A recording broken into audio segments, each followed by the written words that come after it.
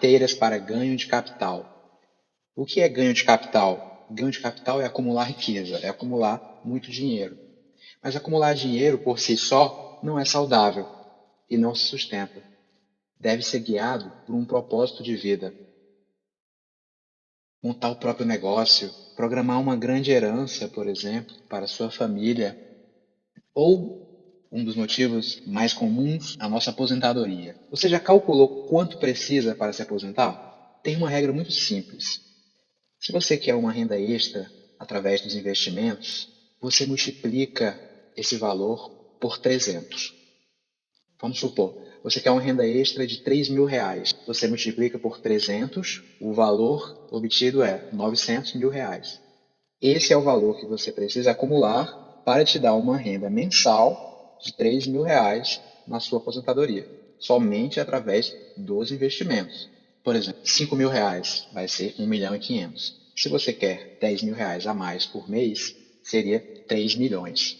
E a carteira que a gente vai conversar agora é justamente a carteira que vai te levar para esses valores altos e de longo prazo.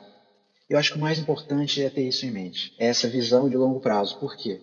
Se for um objetivo que você está muito ansioso ou ansiosa para alcançar daqui a um ano, dois ou três, essa carteira não vai funcionar. Porque essa carteira envolve investimentos em renda variável. E a renda variável você não pode contar com ela por curto prazo.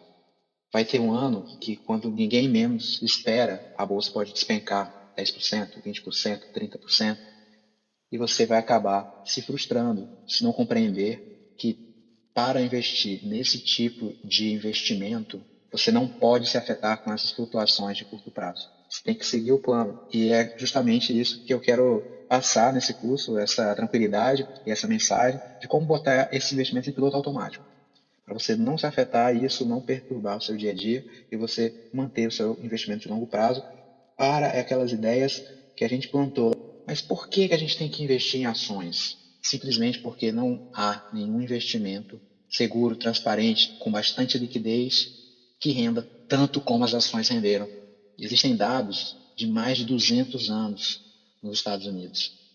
Nunca um título público ou um imóvel ou o que quer que seja rendeu mais do que as ações no longo prazo. O que a gente observa aqui no Brasil? Houve um período muito longo em que a renda fixa realmente dava um retorno muito atraente. Mas desde a criação do Plano Real, a Selic, a taxa de juro, tem caído continuamente. Ela está numa tendência de queda muito clara. No momento que eu gravo essa aula, a Selic está em 6,5% ao ano. É um patamar baixo para a nossa referência, mas ao redor do mundo, esse é um valor relativamente alto. Vamos dizer que para países emergentes é um valor normal. O que se espera do Brasil mais à frente é que a taxa de juros se mantenha nesse patamar e que dificilmente volte a 10% ao ano. Esses valores vão ser muito difíceis de acontecer novamente, claro, se o país se mantiver no eixo, né? Em momentos de crise sistêmica, como aconteceu há pouco na Argentina, ou na Venezuela, ou na Turquia, realmente a taxa de juros dispara. Mas são situações atípicas e a gente não quer passar por isso, certo?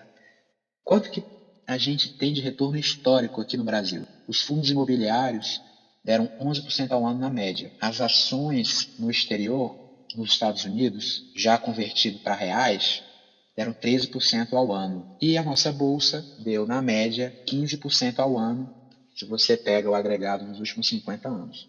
Veja, falando assim, né, 15, 13, 11, você vai falar, pô, só isso é pouco, mas o efeito desse 1% ou 2% ou 3% a mais que você consegue na rentabilidade, quando você compõe ele ao longo de muitos e muitos anos, isso aumenta muito o potencial de crescer seu patrimônio. Acredite, 1% de taxa a mais é muita coisa quando você faz projeções de longo prazo. Bom, dito isso, por que então eu não pego todo o dinheiro e coloco em ações simplesmente, já que é o que dá mais e que você está falando que se cair não tem problema, que depois recupera? Bom, a verdade é que pouquíssimas pessoas têm estômago para isso. Eu conheço pessoas que fazem isso. Acho que o Baster faz isso. Eu acho que o Luiz Barsi, que é um bilionário brasileiro, também investe 100% em ações. O Warren Buffett também investe 100% em ações, é o maior investidor da atualidade. Mas são pessoas raras.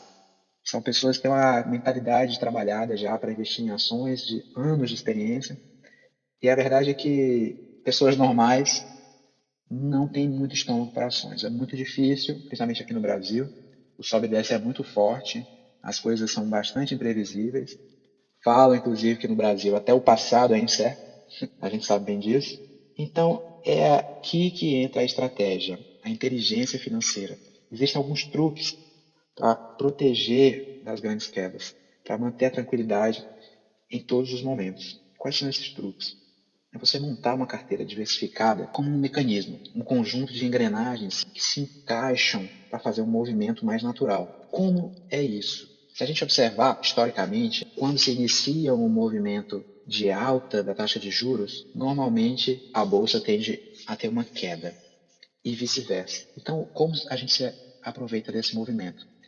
A gente investe em renda fixa e renda variável. E aí, no momento que a renda fixa estiver subindo, aquele lucro a mais que você está tendo em relação à bolsa que está caindo e seus aportes, você vai direcionando para as ações. Você vai balanceando novamente. Esse mecanismo de balanceamento vai te dando uma sensação de que ano após ano você está ganhando. Se você não está ganhando na bolsa, você está ganhando na renda fixa. Essa sensação é que te mantém no plano. E o que mais ajuda nessa compensação? Tem um fator muito importante que é o dólar. Se você projetar o gráfico da bolsa brasileira contra o dólar, você vai ver que praticamente uma imagem espelhada do outro. E isso é o sonho de qualquer investidor. Por quê? Porque quando esses investimentos se comportam de maneira oposta, você tendo os dois, basicamente o seu retorno vai tender a ser uma reta.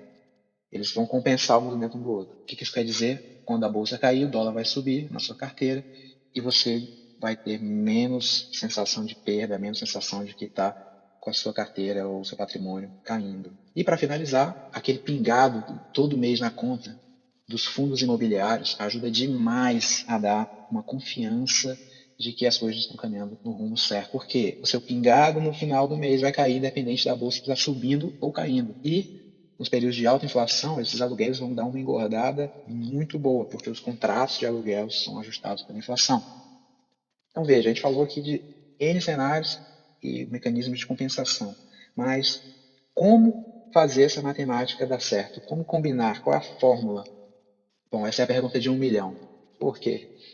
Os gestores de fundos multimercados, que você já deve ter visto, eles fazem justamente isso, montam uma carteira para ganhar mais dinheiro do que o CDI e, ao mesmo tempo, diminuir essa volatilidade, diminuir essas oscilações da carteira, evitar ter um mês negativo, evitar ter um mês com queda, evitar ter um mês que dê 10%, outro mês dê zero, fazer uma suavização dos retornos ao longo do tempo. Como a gente faz isso na pessoa física, né? A gente investindo por conta própria, como a gente arruma essa matemática? Eu fiz um trabalho muito extenso de análise histórica dos dados da Bolsa Brasileira, dos fundos imobiliários, da renda fixa. Fiz estatísticas, usei mecanismos de otimização de Monte Carlo, otimização pela média variância, enfim, são detalhes que não são necessários de serem explicados aqui, mas eu trago o resultado disso tudo. Eu cheguei a uma conclusão, assim, de uma forma bem pragmática, que você tem um mecanismo de compensação bem interessante se para cada R$ 1 em ação que você investir, você coloca R$ 1 no fundo imobiliário. E também para cada R$ 1 em ação, você coloca R$ 2 em ações no exterior, ligadas ao dólar ou moedas fortes. Resumindo, a sua carteira de renda variável vai ficar metade bolsa no exterior, metade Brasil. E dessa metade Brasil vai ser metade em ações, metade em fundos imobiliários. E um detalhe muito importante, e esse detalhe também é comportamental. É interessante que todos os seus investimentos sejam na mesma corretora. Ou, se você quer manter uma diversificação de corretoras e bancos, é importante ter uma planilha. Por quê?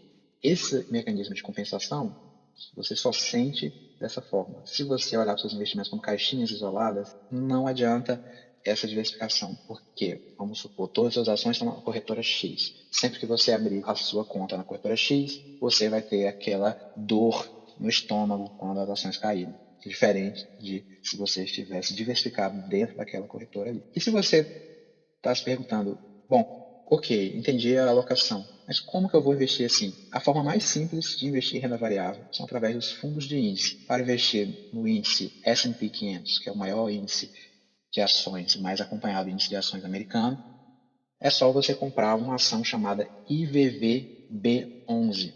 Então você fala com o seu corretor, ou vai no seu home broker e compra essa ação IVVB11. Você está comprando um pacote das 500 empresas mais importantes da economia americana. E no Brasil temos o BOVA11, também um fundo de índice e que acompanha as 60, em torno de 60 ações mais negociadas no Brasil, as ações mais importantes do Brasil, de empresas grandes, sólidas e com bastante liquidez de negociação. Já os fundos imobiliários, ainda não foi criado um fundo de índice, mas existe um fundo de uma gestora muito boa, que se chama RBR, que faz uma gestão ativa de uma carteira de fundos imobiliários. Anote então o código deste fundo imobiliário, RBRF11. Com esses três ativos que a gente comentou, IVVB11, BOVA11, RBRF11, você tem aí uma excelente ferramenta para montar uma carteira consistente, diversificada e bem estruturada para passar por longos períodos aí de altas, muito altas, nem tão altas, médias ou períodos de baixa também. Desejo você bons investimentos. Na aula seguinte, a gente vai mesclar essa carteira de renda variável com a carteira de renda fixa. E isso vai depender fortemente do seu perfil. Te vejo na próxima. Até logo.